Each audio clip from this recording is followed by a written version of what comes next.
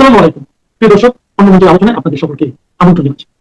বাংলাদেশে ভারত বিরোধী অপপ্রচার এখন একেবারে তুঙ্গে। ওখানকার এক নামী ইউটিউবারের একটা ভিডিও দেখছিলাম, তিনি একটি খবর বেশ ফেনিয়ে বর্ণনা করেছেন। খবরটির উৎস পাকিস্তান। পাকিস্তানের একটি সামাজিক মাধ্যম টাইমস অফ ইসলামাবাদ, এই টাইমস অফ ইসলামাবাদ খবরটি দিয়েছেন। খবরটি কি? টাইমস অফ ইসলামাবাদ বলেছে যে ভারতের গোয়েন্দা সংস্থা R&AW বা রিসার্চ অ্যান্ড অ্যানালিসিস উইং, তারা বাংলাদেশে ৭১-এর মুক্তিবাহিনীর মতো একটি বাহিনী তৈরি করে তারেক রহমান সরকারের পতন ঘটাবার চেষ্টা করে যাচ্ছে। পত্রিকাটি ওই রিপোর্টে আরো লিখেছে যে ইনকিলাব মঞ্চের নেতা শরীফ ওসমান হাদিকে খুন করেছে ভারতের এই গোয়েন্দা সংস্থা এটা অবশ্য নতুন খবর নয়। হাদি হত্যার আগে থেকেই ভারতের হাত দেখতে পেয়েছিল মোহাম্মদ ইউনূসের সরকার। হত্যার আগেই ভারতের হাত খুঁজে পাওয়ার ব্যাপারটা আপনার ঠিক হজম হলো না, বুঝতে পেরেছি। আসলে কি জানেন, হাদির খুন হলো একটা বড় সড়ো চক্রান্তের ফল, এবং এর দায় যে ভারতের ঘাড়ে চাপানো হবে এই প্ল্যান তো আগেই ভাগেই ছকে রেখেছিল যারা এর খুনের সাথে যারা জড়িত তারা। এটা আমার কথা নয়, এটা বলেছে স্বয়ং হাদির মায়ের পেটের ভাই। তিনি বলেছেন যে হাদিকে খুন করেছে বাংলাদেশের ভেতরে যারা হাদির খুনে লাভ নিতে চেয়েছিল তারা। বিশ্বাস করবেন কিনা আপনার ব্যাপার। পাকিস্তানের টাইমস অফ ইসলামাবাদ হাদির পরিবারের এই দাবি উড়িয়ে দেওয়ার জন্য ভারতের যোগাযোগ খুঁজে পেয়েছে। একই কথা বলেছেন পশ্চিমবঙ্গের হাফ পাকিস্তানি প্রাক্তন মুখ্যমন্ত্রী মমতা ব্যানার্জি। কথাটা হচ্ছে, পত্রিকাটি এই খবর পশ্চিমবঙ্গের পরাজিত মুখ্যমন্ত্রী মমতা ব্যানার্জির কাছ থেকে পেয়েছে, নাকি মমতা ব্যানার্জি তাদের কাছে পেয়েছেন এই খবরটা, সেটা আমি বলতে পারবো না। তবে ওই টাইমস অফ ইসলামাবাদের আরেকটি খবর বাংলাদেশের অনেকের মনে যেমন ভীতির সঞ্চার করেছে, তেমনি আবার কারো কারো মনে একটা বড় অংশের মনে আশার সঞ্চারও করেছে। সেটা হলো ভারত নাকি ৭১-এর আদলে মুক্তি বাহিনী তৈরি করে বাংলাদেশের সরকার বদলের চেষ্টা করছে। এই বাহিনীর লক্ষ্য দেশে গৃহযুদ্ধের পরিবেশ তৈরি করা এবং গুপ্ত হামলার মাধ্যমে বাংলাদেশে অস্থিতিশীলতা ছড়িয়ে দেয়া ও বাংলাদেশের বর্তমান সরকারকে উৎখাত করা। ভারতের মাটিতে বাংলাদেশের মানুষদের দিয়ে মুক্তিবাহিনী তৈরি করে ঝাঁপিয়ে পড়ার এই প্ল্যানে ৭১-এ হেরে বিদায় নিয়েছিল পাকিস্তান। এবারও নাকি তেমন কিছু হতে যাচ্ছে। ভারতের এই পরিকল্পনার ৩টি মূল উদ্দেশ্য রয়েছে বলে জানিয়েছে টাইমস অফ ইসলামাবাদ। ১. গৃহযুদ্ধের পরিবেশ তৈরি, দেশের অভ্যন্তরে সশস্ত্র সংঘাত উস্কে দেয়া। ২. তারেক রহমানের নেতৃত্বাধীন বিএনপি সরকারকে অস্থিতিশীল করা। এবং ৩. ২০২৬ সালের জাতীয় নির্বাচনকে প্রভাবিত করার ব্যাপারও ছিল ভারতপন্থী ফলাফল নিশ্চিত করার চেষ্টা, যেটা ভারত ইতিমধ্যেই নাকি করে ফেলেছে। অর্থাৎ ইউনূস সরকারকে হটিয়ে দিয়েছে, দিয়ে তার জায়গায় একটা চেষ্টা করেছে তারেক রহমানকে নিজেদের দিকে নেয়ার। কিন্তু তারেক রহমান যখন আবার উল্টো গান গাইতে শুরু করেছেন, তখন চেষ্টা করছে তারেক রহমানকেই হটিয়ে দেয়া। বাংলাদেশের ইউটিউবার এই খবরটি দেওয়ার সঙ্গে সঙ্গে বাংলাদেশ থেকে বেশ কয়েকটি ফোন পেলাম। সবার একটাই প্রশ্ন, দাদা মুক্তিবাহিনীর যে খবরটা শুনতে পাচ্ছি সেটা কি ঠিক? বললাম এমন একটা কথা, মানে সম্ভাবনা আমার কানেও এসেছে, তবে আমি নিশ্চিত নই, আগে একটু খোঁজ খবর করি তারপর বলছি। আপনি ঘন্টাখানেক পরে ফোন করুন। অতঃপর বসে গেলাম টাইমস অফ ইসলামাবাদের খবরের ফ্যাক্ট চেক করতে। দেখলাম ফ্যাক্ট চেক সংস্থা ডিএফআরএসি, মানে digital forensics research and analysis centre, তারা এই প্রতিবেদনটিকে ভুয়া এবং ভিত্তিহীন দাবি হিসেবে ইতিমধ্যেই চিহ্নিত করেছে এবং বলেছে যে পাকিস্তানপন্থী সোশ্যাল মিডিয়া অ্যাকাউন্টগুলো এই মিথ্যে তথ্য ছড়িয়েছে। ভারতের পররাষ্ট্র মন্ত্রণালয়ও হাদি হত্যায় ভারতের সম্পৃক্ততার মিথ্যা বর্ণনা স্পষ্টভাবে প্রত্যাখ্যান করেছে। কিন্তু এত বড় খবর যে কাগজটা ছড়ালো, সেই টাইমস অফ ইসলামাবাদ, তার ব্যাকগ্রাউন্ডটা কি? পত্রিকাটা সম্পর্কে যা জানলাম সেটা দু কথায় বলি। টাইমস অফ ইসলামাবাদ একটি পাকিস্তানি অনলাইন সংবাদ মাধ্যম, যেটি নিয়মিত ভারত বিরোধী এবং প্রায়শই প্রমাণবিহীন দাবি প্রকাশ করে থাকে। এর আগেও এই পত্রিকায় একাধিকবার ভুল তথ্য ছড়িয়েছে বলে ফ্যাক্ট চেকারদের রিপোর্টে উঠে এসেছে। স্বাভাবিকভাবেই শেখ হাসিনার পতনের পর বাংলাদেশে ভারত বিরোধী মনোভাব যখন চরমে, সেই সময় এই ধরনের প্রতিবেদন বিশেষভাবে প্রচার পাচ্ছে এবং পেয়েছে ইতিমধ্যেই বাংলাদেশে। আর বাংলাদেশের হাফ পাকিস্তানি বা পাকিস্তানের যারা নাতি সন্তানদের নাতিপুতিরা এই খবর খুব ছড়িয়ে দিচ্ছে ভারত বিরোধী প্রচারের টুল হিসেবে। তবে শেষ কথাটি বলি, সত্যিই কি ভারতে ৭১-এর মতো মুক্তিবাহিনী তৈরি হচ্ছে? বাংলাদেশ থেকে পাকিস্তানের জারজ সন্তানদের দূর করে শেখ হাসিনার বাঙালি জাতীয়তাবাদী সরকার পুনঃপ্রতিষ্ঠার জন্য কি সত্যিই মুক্তিবাহিনী তৈরি হচ্ছে ভারতের মদতে? আরো স্পষ্ট করে বলি, ভারতীয় সেনার প্রত্যক্ষ মদতে কি কিছু একটা ঘটতে চলেছে, যেমন হয়েছিল ১৯৭১-এ পাকিস্তানকে তাড়াতে? এর উত্তরে বলবো না, এমন কোনো বিশ্বাসযোগ্য সূত্রের খবর আমার কাছে নেই। কিন্তু সত্যি বলছি, খবরটা যদি সত্যি হতো, মানে সত্যি হলে ভালো লাগতো, খুব ভালো লাগতো।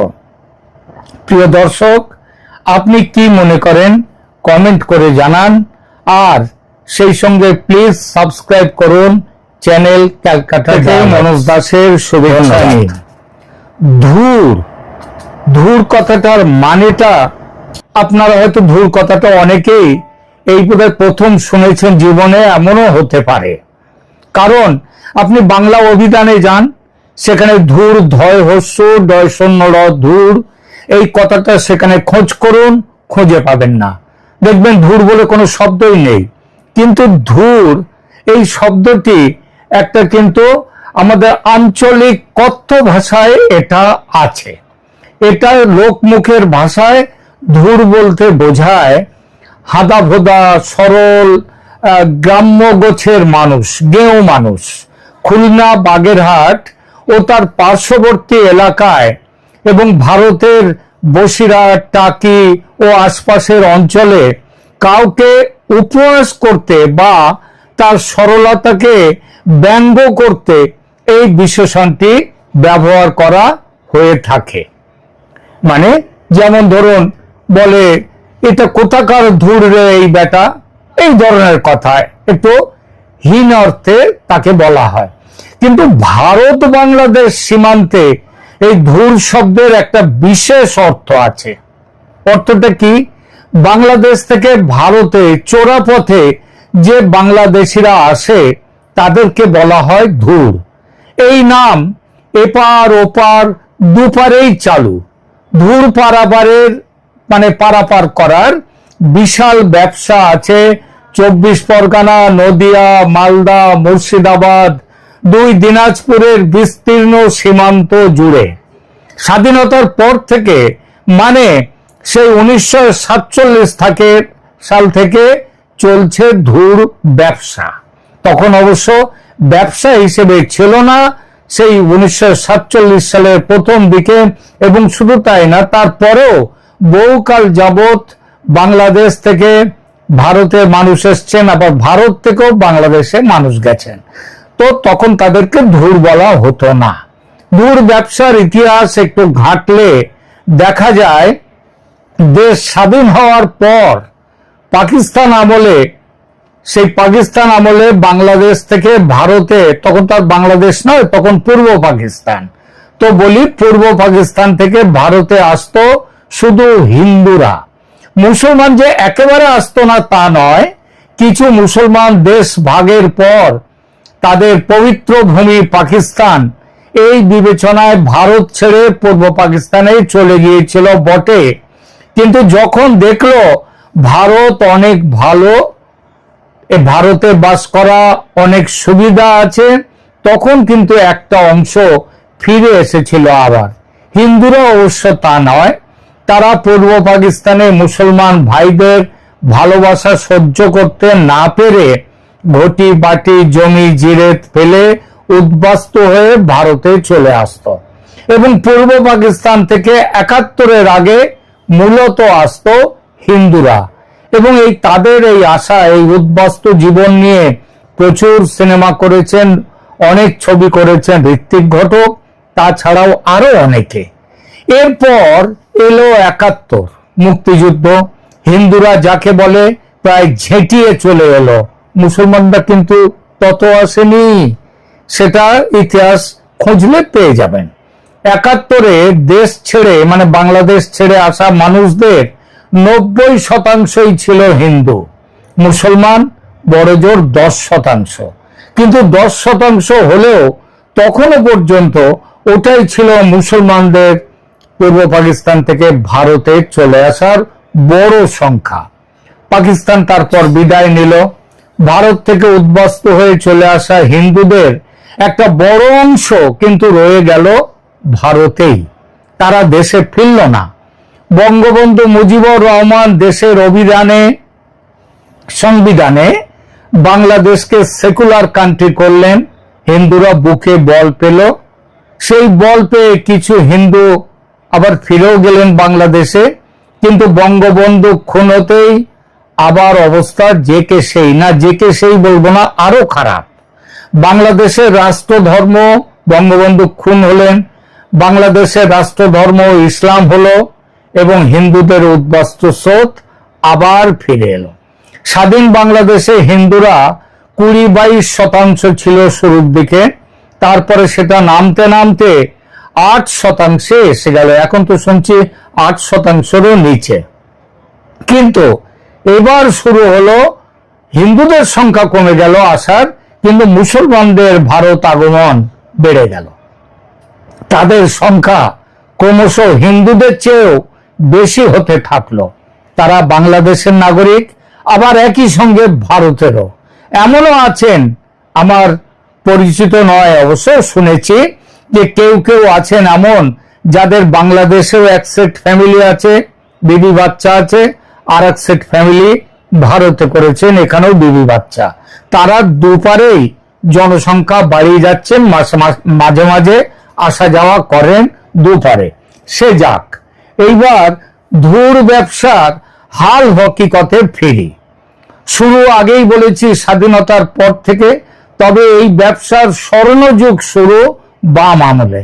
গণতন্ত্রে ভোটতন্ত্র যত প্রবল হয়েছে তত দাম বেড়েছে মানুষের, আর সেই মানুষের যোগান দিয়েছে বাংলাদেশ দিয়েছে, আর পশ্চিমবঙ্গ, এবং পশ্চিমবঙ্গের থ্রু দিয়ে ভারত সেই তাদেরকে নিয়েছে।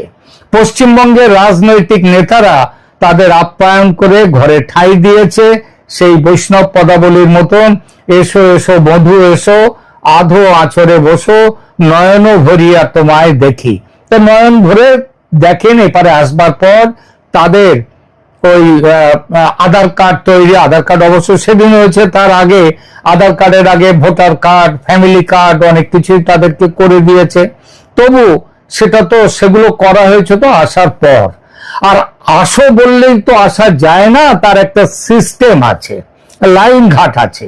আর এই সিস্টেমের কুট কচাল নিয়ে আমার এখনকার এই প্রতিবেদন। দিন কয়েক আগে আনন্দবাজার পত্রিকা একটা চমৎকার প্রতিবেদন বের করেছে এই বিষয়ে। আলোচনায় সেই প্রতিবেদনের কিছু তথ্য আমি নিয়েছি, তবে আমার ব্যক্তিগত অভিজ্ঞতা এই ব্যাপারে কম নেই। ছেলেবেলা আমার কেটেছে উত্তর 24 পরগনার হাসনাবাদ পেরিয়ে বরুণহাট নামের গ্রামে। ইছামতি নদী, এক পারে পশ্চিমবঙ্গের বরুণহাট, অন্য পারে সম্ভবত ওই সাতক্ষীরা মহকুমার, এখন তো সাতক্ষীরা অবশ্য জেলা, তার দেবহাটা থানা অঞ্চল, সেটা বাংলাদেশ।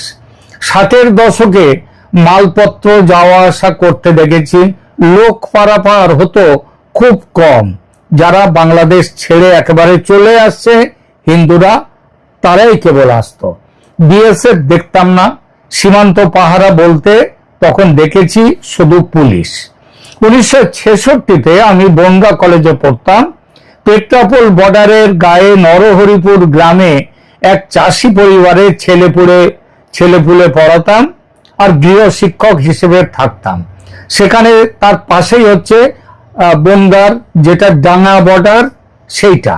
দালালদের দেখতাম, চিনতাম। যারা ডাঙ্গা বর্ডার পেরিয়ে আসতো ভারতে তাদেরও দেখতাম। একটা মুসলমানকেও কিন্তু তখন আসতে দেখিনি। সব যারা আসতো সবাই হিন্দু।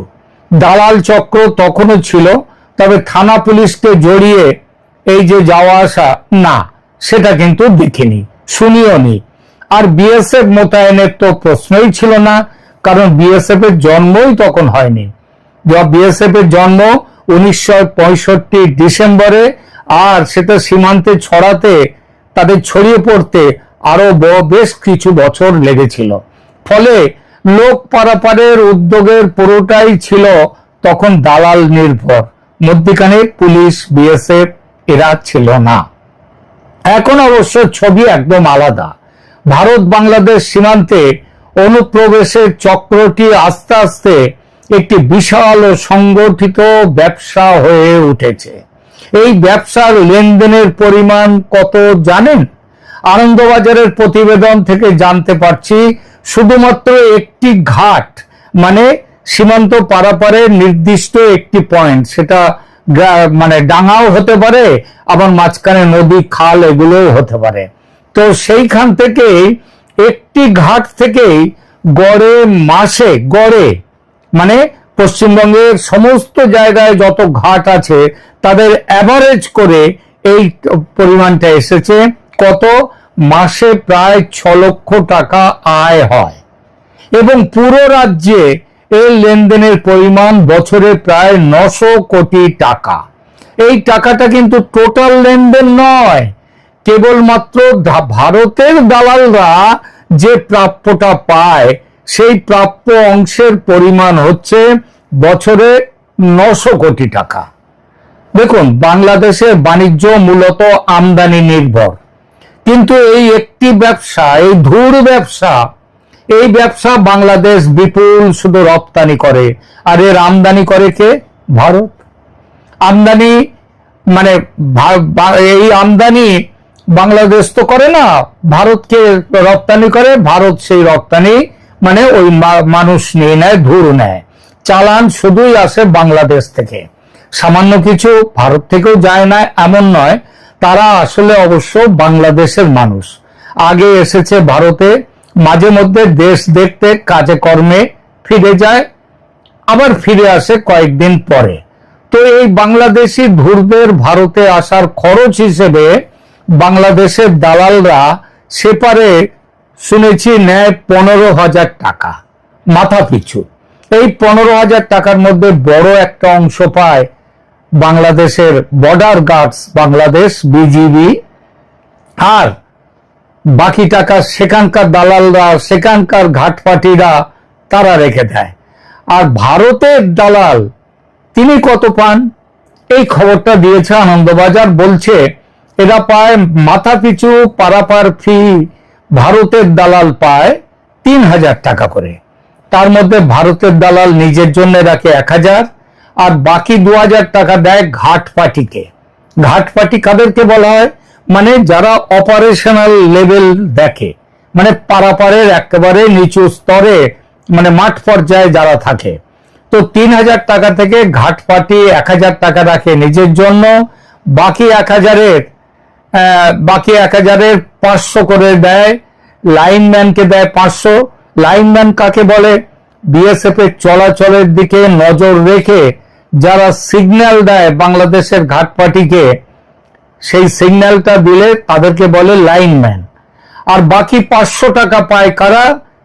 তারা পায় লেবার। তাদের কাজটা কি?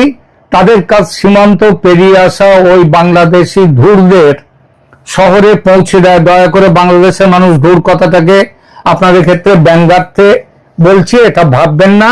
এই কথাটা যেটা প্রচলিত হয়েছে সেইটাই বলছি কেবল। তো ওই যাদের সীমান্ত পেরিয়ে আসার পর এই ধুরদের আবার শহরে পৌঁছে দেয়া, মানে একটা ঠিকানায় পৌঁছে দেয়া, সেই কাজটা করে যারা, তাদেরকে বলে লেবার। ধুর পারাপারের সবচেয়ে বিজি সেন্টার হলো এই মালদা, মুর্শিদাবাদ, তারপরে উত্তর 24 পরগনা, নদিয়া, 2 দিনাজপুর। আনন্দবাজারের তথ্য বিশ্লেষণ করলে দেখা যায়, তারা বলছে যে পশ্চিমবঙ্গ সীমান্তে ঘাট পিছু মাসে, মানে এক একটা পয়েন্টে মাসে 6 লক্ষ টাকা ব্যবসা হয়, এবং পুরো রাজ্যে বছরে 900 কোটি টাকার আয় হয়। এখন তাহলে মোট ঘাটের সংখ্যা গোটা রাজ্যে ওই ঘাট পিছু মাসে 6 লক্ষ, তাহলে বছরে 900 কোটি টাকা আয় হতে গেলে দরকার হয় পয়েন্ট, মানে ঘাটের সংখ্যা দাঁড়ায় 1250টা। বাংলাদেশের দালাল গড়ে মাথা পিছু 3,000 টাকা দিলে মাসে 6 লক্ষ টাকা আয় হতে গেলে ঘাট পিছু কত মানুষকে পার করতে হয়? মানে বাংলাদেশে ধুর কত এলে বছরে 900 কোটি টাকা ইনকাম হয়? একটু সেই হিসাবটা করা যাক। দেখুন, 6 লক্ষ টাকা মাসে এবং 3,000 টাকা মাসে যারা বাংলাদেশ পার্টি, যেটা ভারতের দালালকে দেয়, তাহলে কতজনকে দরকার হয় একটা ঘাটে মাসে? কমপক্ষে 200 জন। তো রাজ্যে 1250টা ঘাট দিয়ে কত মানুষ তাহলে বছরে বাংলাদেশ থেকে আসে? এক বছরে 30 লক্ষ, গত 10 বছরে 3 কোটি, আর গত 20 বছরে 6 কোটি। আর 1990-এর দশকের মাঝামাঝি যখন থেকে এই অবৈধ ব্যবসাটি একটা সুসংগঠিত ব্যবসার রূপ নিয়েছে, তখন থেকে যদি কাউন্ট করি তাহলে কত হয়? যদি তখন থেকে ধরি, সত্যি বলছি আমার কিন্তু মাথা ঘুরছে। এবং মনে রাখবেন, এই ধুর পারাপার বিচ্ছিন্ন কোনো ঘটনা নয়, বরং একটা নিয়মিত সিন্ডিকেটে পরিণত হয়েছিল। সামনে যারা থাকে সেই দালাল, ঘাট পার্টি, লাইনম্যান, লেবার, এদের কথা তো বললাম। এবার শুনুন ভদ্রলোকদের কথা। অবৈধভাবে সীমান্ত পারাপারকারী অনুপ্রবেশকারীদের কাছ থেকে বাংলাদেশ নেয় 15,000 টাকা করে মাথা পিছু। সেই অর্থের ভাগ বিভিন্ন স্তরে পৌঁছয়। ভারতে তো 3,000 টাকা এসে যায়, আমরা বলি এটা পারাপারের জন্য। পরবর্তী কাজগুলো কিন্তু এর মধ্যে নেই। স্থানীয় প্রভাবশালী থেকে শুরু করে, মানে রাজনৈতিক নেতা, অঞ্চল পঞ্চায়েতের প্রধান ইত্যাদিরা, এমএলএ, তাদের থেকে শুরু করে এই অপরাধ চক্রের সদস্যরাও এর মধ্যে জড়িত থাকে। আগেই বলেছি বাংলাদেশ রপ্তানি করে, মানুষ রপ্তানি। তারা হচ্ছে দাতা পার্টি, তারা লোক দেয়, টাকা পাঠায়, তাদের মাথায় দালাল, তার অধীনে ওপারের ঘাট পার্টি, আর পশ্চিমবঙ্গ পারে থাকে এপারের ঘাট পার্টি। বাংলাদেশ পারে বিজিবিকে নিয়ে সমস্যা নেই, তাদের সঙ্গে পাকা ব্যবস্থা বাংলাদেশের দালালদের আগে থেকেই আছে। মাথাপিছু তার পরিমাণ শুনেছি যা, কমপক্ষে নাকি বাংলাদেশে তাদেরকে নাকি 5,000 টাকা করে নেয় তারা। আর যারা ভারতে আসবেন তারা যোগাযোগ করেন কাদের সাথে? বাংলাদেশের মাঠ পর্যায়ের দালালদের সঙ্গে। 15,000 টাকা মাথাপিছু পেমেন্ট, তারপর তাদের পরে বাংলাদেশের ঘাটপাটির কাছে এলো, টাকা পয়সা নির্দিষ্ট করা আছে, বলেছি বিজেপি সেট করা। অনেকের মতে কি জানেন, বাংলাদেশ সেনায় ভর্তির স্বপ্ন থাকে বাংলাদেশের বেশিরভাগ যুবকের, কারণ তাহলে জাতিসংঘের শান্তি মিশনে তারা যেতে পারবেন, ভালো মতো টাকা আয় করতে পারবেন। আর সেনাবাহিনীর পরেই নাকি চাহিদা বিজিবিতে চাকরির, কারণ পশ্চিমবঙ্গ সীমান্তে পোস্টিং হওয়া মানে সোনার খনি, দূর পারাপারে বিশাল ইনকাম। ফলে বাংলাদেশে নো প্রবলেম, যে প্রবলেম সেটা ভারত পারে, প্রবলেম বিএসএফ। পরে আসছি বিএসএফ কি করে সে কথাই আসছি পরে।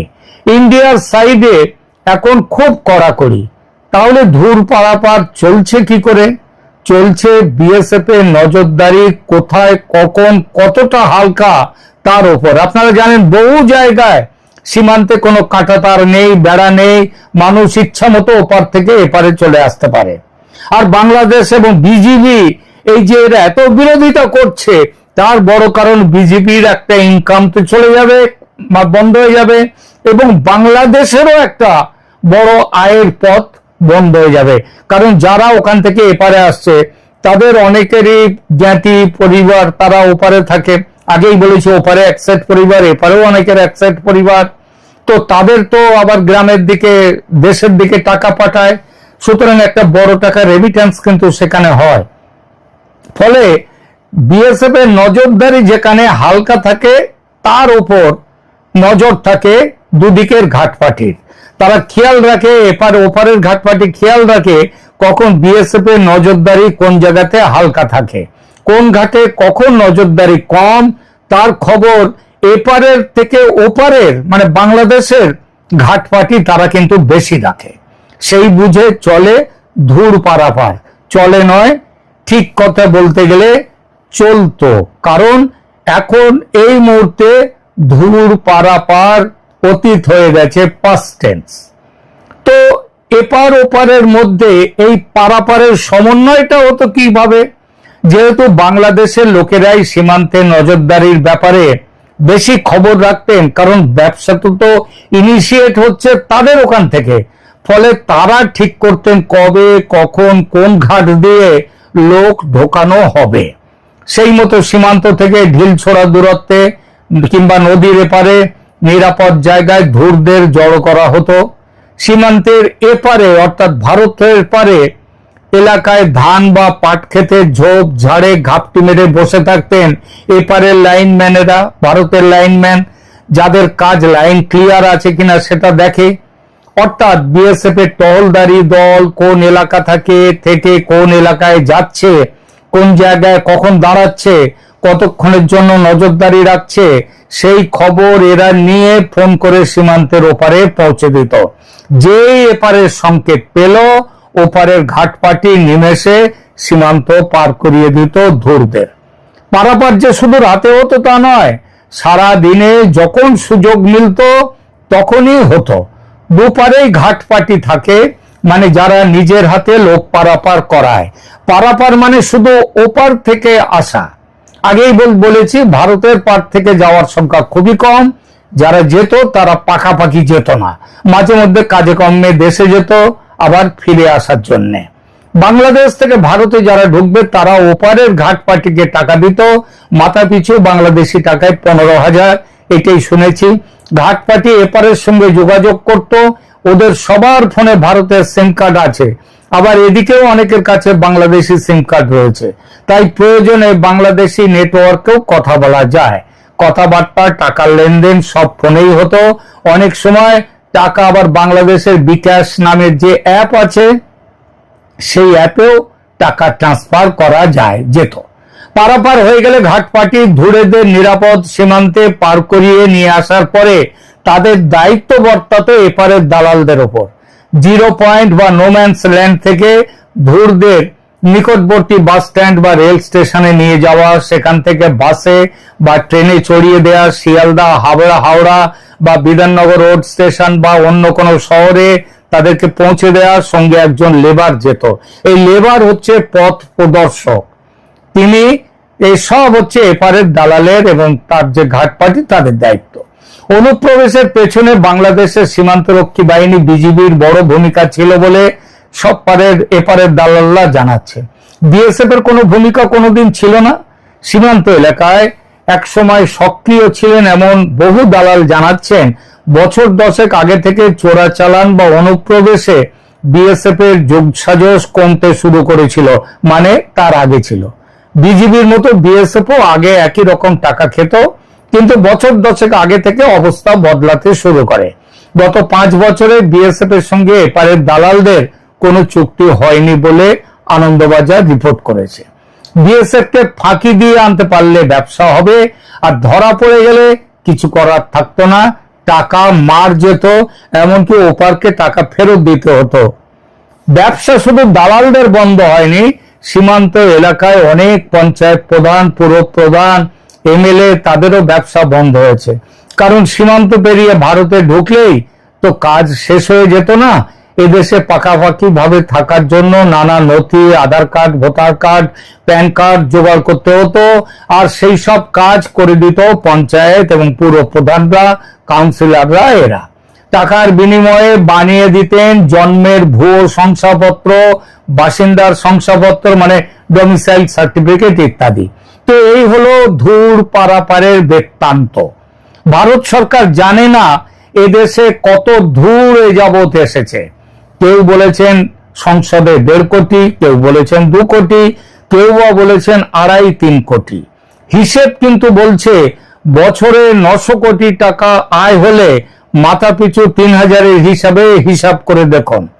তাহলে 3 কোটির ডবল হলেও ভিড়মি খাওয়া যাবে না, হিসাব তাই বলে। কিন্তু বাংলাদেশের অনেক গ্রাম নাকি এখন জনশূন্য হয়ে যাচ্ছে, মানে সেখানকার মানুষ খুব কমে যাচ্ছে। কথা আমাকে বলেছেন একদল বাংলাদেশি ধুর। হাওড়া থেকে মুম্বাইগামী দুরন্ত এক্সপ্রেসের 3 টিয়ার কামরায় আমি আসছিলাম, আর সেই কামরায় বাংলাদেশি ধুরে ভর্তি ছিল। একটু অল্প বয়সী বধূ, 3-4টি বাচ্চা নিয়ে আমার সহযাত্রী ছিল, সঙ্গে তার স্বামীও। তার বাড়ি সাতক্ষীরায়, মুম্বাইতে আছে 7-8 বছর। দেশে গিয়েছিল বাবা মারা গেছে বলে। সে বেশ জোর গলায় আমার প্রশ্নের উত্তরে বলেছিল আমাদের গ্রামে আরো লোকজন নেই বেশি, সব ইন্ডিয়ায় চলে যাচ্ছে। আপনি কি ভিড়মি খেলেন? খাবেন না, আমিও মিথ্যে বলছি না, একান্তই সত্যি, সকর্ণে শোনা। কি ভাবছেন যে আপনি এত মানুষ এপারে এসেছে? কি ভাবছেন প্রিয় দর্শক? কমেন্ট করে জানান, লাইক দিন, শেয়ার করুন এবং সাবস্ক্রাইব করুন ক্যালকাটা ডায়ালগস। নমস্কার।